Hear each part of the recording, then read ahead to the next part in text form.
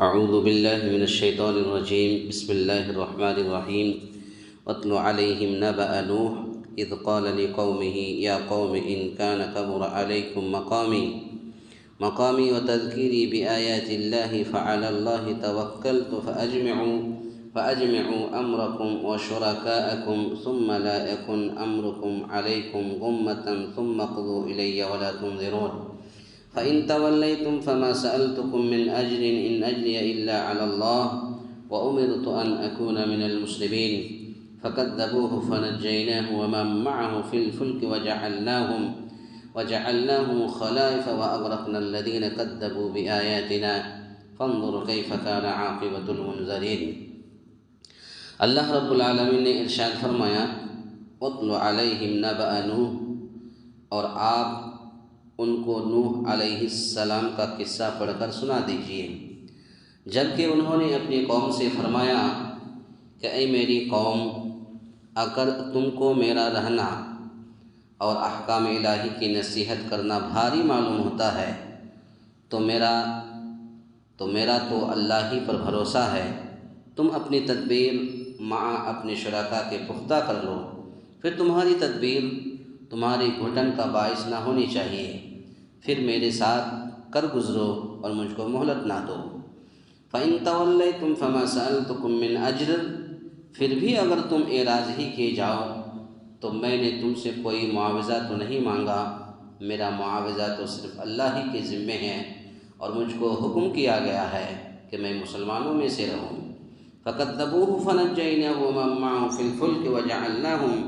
خَلَائِفَ، وہ لوگ ان کو جھٹلاتے رہے، بس ہم نے ان کو اور جو ان کے ساتھی کشتی میں تھے ان کو نجات دی اور ان کو جانشین بنایا، اور جنہوں نے ہماری آیتوں کو جھٹلایا تھا ان کو غرق کر دیا۔ سو دیکھنا چاہیے کہ کیسا انجام ہوا ان لوگوں کا جو ڈرائے جا چکے تھے۔ اس آیت کریمہ کے اندر اللہ رب العالمین نے حضرت نوح اور نوح علیہ السلام کی قوم کا ذکر فرمایا۔ آپ سبھی حضرات جانتے ہیں کہ اللہ رب العالمین جہاں جس کو ہدایت دیتا ہے وہ اللہ کے راستے میں یا اللہ کی طرف آ جاتا ہے، اور جس کو ہدایت نہیں دیتا ختم اللہ علی قلوبہم، ان کے دلوں پر اللہ مہر مار دیتا ہے۔ حضرت نوح علیہ السلام کا واقعہ ابھی پڑھیں گے، ابھی آگے آئے گا، تو چونکہ یہاں پر چند باتیں بتانا ضروری سمجھتا ہوں کہ حضرت نوح علیہ السلام نے ایک دن نہیں، دو دن نہیں، انہوں نے جو دعوت و تبلیغ کا کام کیا اور توحید کو پھیلانے میں جو محنتیں کی، تو وہ 1 سال نہیں، 2 سال نہیں، 950 سال دعوت و تبلیغ کا کام کیا۔ 950 سال۔ اسی لیے کہتے ہیں کہ کوئی انسان جب اچھا کام کرتا ہے تو اللہ تعالیٰ اس کی عمر کو بڑھا دیتا ہے۔ تو ان کا صرف مقصد یہی تھا حضرت نوح علیہ السلام کا کہ میری قوم کے لوگ میری اللہ کی طرف آ جائے، اللہ کی باتوں کو ماننے لگے، انکار نہ کریں۔ لیکن حضرت نوح علیہ السلام 950 سال دعوت و تبلیغ کرنے کے باوجود بھی سب لوگ ایمان نہیں لائے۔ وہ چند ہی لوگ جو کشتی میں تھے وہی لوگ ایمان لائے، باقی لوگ ایسے ہی ایمان نہیں لائے، ایسے ہی رہ گئے، تو اللہ نے ان کو غرق کر دیا، ڈبو دیا۔ انہی کا ذکر ہے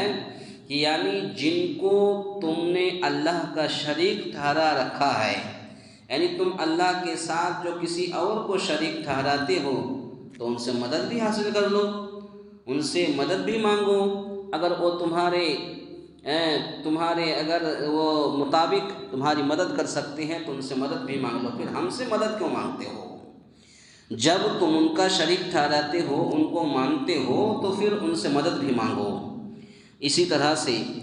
اللہ رب العالمین نے فرمایا کہ گمتن کے دوسرے معنی ہے ابہام اور پوشیدگی، یعنی میرے خلاف تمہاری تدبیر واضح اور غیر مبہم ہونی چاہیے، غیر واضح ہونی چاہیے، تو گویا کہ جس کی وجہ سے تم یہ تہمت لگا سکو کہ دعویٰ نبوت سے اس کا مقصد تو مال و دولت کا اکٹھا کرنا ہے، تو اللہ رب العالمین نے اپنے نبی کے ذریعے کا حلوہ رہا ہے کہ دیکھو میرا معاوضہ تو صرف اللہ کے حکم میں ہے، اور مجھ کو جو حکم کیا گیا ہے میں ویسے ہی کروں گا اور میں مسلمانوں میں سے رہوں گا۔ اب دعوت و تبلیغ کا کام ہمارا کرنا ہے، ہم نے کر دیا، اب تم مانو گے یا نہیں مانو گے تمہارا معاملہ اللہ کے ساتھ ہے۔ اسی طرح سے اللہ رب العالمین نے فرمایا کہ حضرت نوح علیہ السلام کی اس قول سے بھی معلوم ہوا کہ تمام انبیاء کا دین اسلام ہی رہا ہے۔ جیسے جیسے وقت آیا ویسے ویسے اللہ رب العالمین نے نبی کو بھیجا اور سب نے دعوت و تبلیغ کا کام کیا۔ نوح علیہ السلام آئے تو اللہ رب العالمین نے یہ کلمہ لا الہ الا اللہ موسیٰ رسول اللہ، یا اسی طریقے سے جب عیسیٰ علیہ السلام آئے لا الہ الا اللہ عیسیٰ رسول اللہ، حضرت داؤد علیہ السلام آئے تو لا الہ الا اللہ داؤد رسول اللہ، حضرت ابراہیم علیہ السلام آئے لا الہ الا اللہ ابراہیم رسول اللہ، آخری نبی جناب محمد رسول اللہ صلی اللہ علیہ وسلم جب آئے لا الہ الا اللہ محمد رسول اللہ۔ تو گویا کہ ان کا منہج الگ تھا لیکن دین ایک ہی تھا، دین اسلام۔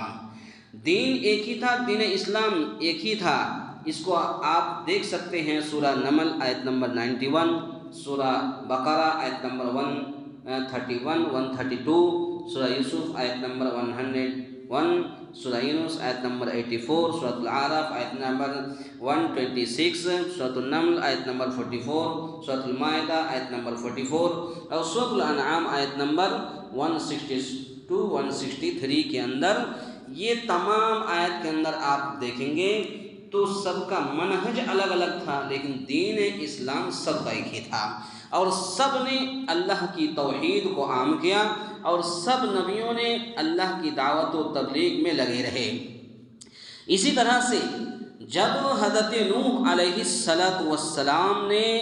اتنی واضح و نصیحت کرنے کے باوجود بھی اور اپنے قوم کو کہنے کے باوجود بھی کہ اے میرے قوم کے لوگوں تم اللہ کی عبادت کرو، تمہارے اللہ کے سوا کوئی تمہارا معبود برحق نہیں ہے، اتنے 950 دعوت و تبلیغ کرنے کے باوجود بھی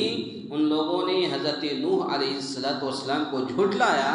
اور پھر اپنا راستہ نہیں چھوڑا، گمراہی کا راستہ نہیں چھوڑا۔ چنانچہ اللہ تعالیٰ نے حضرت نوح علیہ السلام کو حکم دیا کہ جو لوگ کشتی میں ہیں انہی لوگوں کو لے کے تم چلے جاؤ، باقی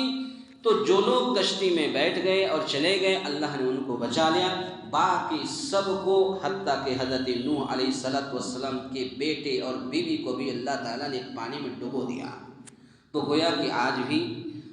بھی اگر کوئی شخص اللہ کی آیتوں کو ٹھکراتا ہے، رسول اللہ صلی اللہ علیہ وسلم کی حدیثوں کا انکار کرتا ہے، تو آج بھی ایسے لوگوں پر اللہ تعالیٰ کا عذاب آئے گا۔ تو ہمیں اور آپ کو ان عذاب سے ڈر کر زندگی گزارنے کی کوشش کرنی چاہیے۔ اللہ تعالیٰ سے دعا ہے یا الہ العالمین ہم تمام مسلمانوں کو کہنے سننے سے زیادہ نیک عمل کرنے کی توفیق عطا فرمائیں، آمین۔ اقول قولی ھذا استغفر اللہ لی ولکم ولسائر المسلمین واستغفروہ انہ ھو الغفور الرحیم۔